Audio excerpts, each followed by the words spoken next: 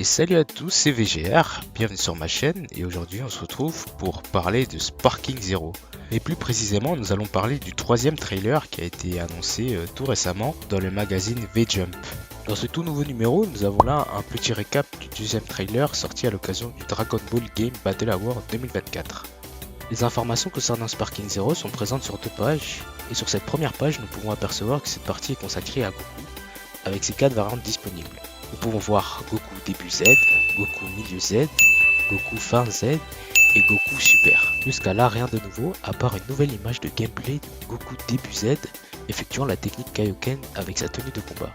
Cette image n'est pas apparue dans le trailer. À part si je me trompe, n'hésitez pas à me corriger dans les commentaires. Bref, passons maintenant à la deuxième page qui est pour moi la plus intéressante, car nous pouvons constater qu'elle est logiquement centrée sur Vegeta. Comme dans la page précédente avec Goku, il y a ici toutes les variantes dévoilées et confirmées de Vegeta, mais il y a notamment une image exclusive qui fait alors là un peu parler d'elle en ce moment, c'est celle-ci. Je ne sais pas si c'est volontaire de leur part, mais j'espère que non, car ils ont quand même pris une image de gameplay qui n'est pas apparue dans le trailer, et parmi toutes les images de Vegeta Scooter, ils ont préféré mettre une image buggée. Mais bon, on va pas s'attarder sur ça, en espérant que ça soit corrigé dans le futur. Et passons à la deuxième info. À la fin de cette deuxième page, nous pouvons retrouver tout en bas un petit texte où il est écrit Power et Speed. Avec la traduction complète effectuée en anglais grâce à DBKate sur Twitter, nous pouvons lire: le prochain thème sera puissance contre vitesse. Quels seront les nouveaux personnages jouables révélés? C'était à peu près toutes les informations que pouvait nous apporter ce V-Jump. Maintenant, nous allons passer à l'instant prédiction. Bon, maintenant que nous avons eu le nom du prochain thème du trailer, il serait temps de théoriser sur le contenu que le trailer pourra potentiellement nous apporter.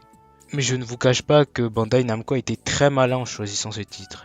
Car avec ce titre, on peut s'attendre à voir n'importe qui, car je ne vous apprends rien en vous disant que quasiment chaque personnage de la licence Dragon Ball se démarque par sa puissance et sa vitesse. À part s'il décide de se baser directement sur les personnages des anciens Dragon Ball Tenkaichi qui se démarquaient justement par ces caractéristiques-là. Comme par exemple Gohan SG2 dans la licence Dragon Ball Tenkaichi, il est extrêmement rapide avec son combo tornade, tout ça. Vraiment, on peut quasiment pas le toucher si on le maîtrise bien. Mais il n'y a pas seulement Gohan qui peut être assimilé à la vitesse, il y a aussi plein d'autres personnages comme Kid Buu, le personnage qui a fait cauchemarder le plus de joueurs. Il y a aussi Butter, vraiment c'est, je pense, le personnage le plus rapide du jeu d'ailleurs, si ce n'est le plus rapide.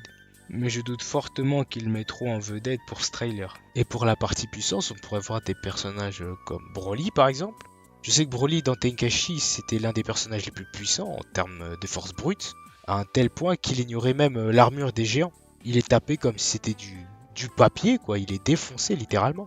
Après ça reste qu'un exemple parce que je doute également qu'ils mettront deux Broly Day One, sachant qu'ils nous offrent déjà un Broly DBS.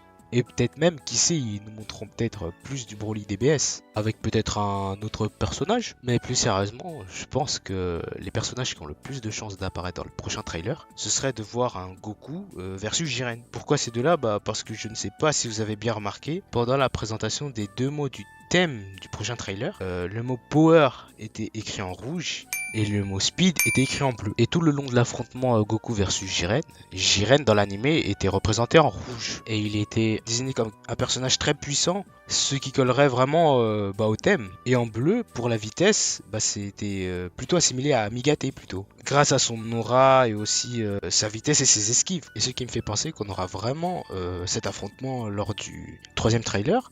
C'est que vers la fin du deuxième trailer, quand Goku passe en Jubai Kaioken et qu'il dit qu'il doit dépasser ses limites, c'est exactement la même scène que dans l'épisode spécial 109, quand Goku lance un Genkidama sur Jiren avant sa transformation en Ultra Instinct non maîtrisé. Et pour finir avec ça, à la fin des deux trailers, on a toujours au moins eu un teaser concernant leur affrontement. Par exemple, à la fin du premier trailer, le dernier personnage présenté, c'était qui? C'était Jiren.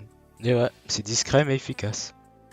Mais bon, là on a parlé que de deux personnages, alors qu'il en reste au moins 124 à découvrir. Mais pour le reste, je pense vraiment que Bandai Namco restera discret à ce sujet-là, et qu'ils ne voudront pas en dévoiler plus à part via leur trailer. On peut déjà être sûr qu'il y aura quasiment tous les personnages de Dragon Ball Z, Dragon Ball Super et potentiellement Dragon Ball GT. Mais pour Dragon Ball GT, ça reste en suspens parce qu'on ne sait pas si ce sera directement in-game ou via les DLC. Après, on n'a eu aucune news de Dragon Ball premier du nom. Et si vous voulez en savoir plus sur ce sujet-là, je mettrai en bas dans la description le lien du live de Sofiane le Geek par rapport au compte-rendu de l'interview qu'il a mené auprès du staff qui s'occupe de Sparking Zero. Pour terminer cette vidéo, je voudrais aborder avec vous le sujet par rapport aux dates des prochains trailers à venir, car on sait que le staff de Sparking Zero, ils vont sortir de plus en plus de trailers pour nous dévoiler de plus en plus de personnages. Et ça, normalement, c'est une technique qu'ils avaient déjà utilisée pour les précédents Budokai Tenkaichi, sauf qu'ils le faisaient sous format papier. Pour les dates, je me suis basé sur les intervalles de communication de Bandai Namco par rapport au trailer. On a déjà eu au moins 2 trailers, avec tous les deux plus ou moins 20 personnages par trailer. Et vu que là on en a déjà 40, il nous en manque au moins 124, ce qui fait un total de 164 comme dans les cas qu'on a vu lors du dernier trailer. Normalement je pense qu'on devrait avoir au moins un trailer tous les 1 mois et demi, 2 mois. Ça veut dire que normalement le prochain trailer, si tout va bien, il serait déjà en mars. Puis en mai, sachant que le 9 mai, ce sera le Goku Day, donc c'est juste parfait. Puis on aurait juillet, septembre, novembre, et pour finir, janvier 2025. En tout, ça nous ferait déjà 6 trailers de plus, avec comme je l'ai dit auparavant, 20 personnages par trailer, donc de mars 2024 à janvier 2025, ça nous fera un total de 120 personnages dévoilés. En tout cas, j'espère vraiment que les prochains trailers seront organisés ainsi, même si tout dépend d'eux et j'espère juste qu'ils ne nous mettent pas pendant un an sans aucune nouvelle du jeu.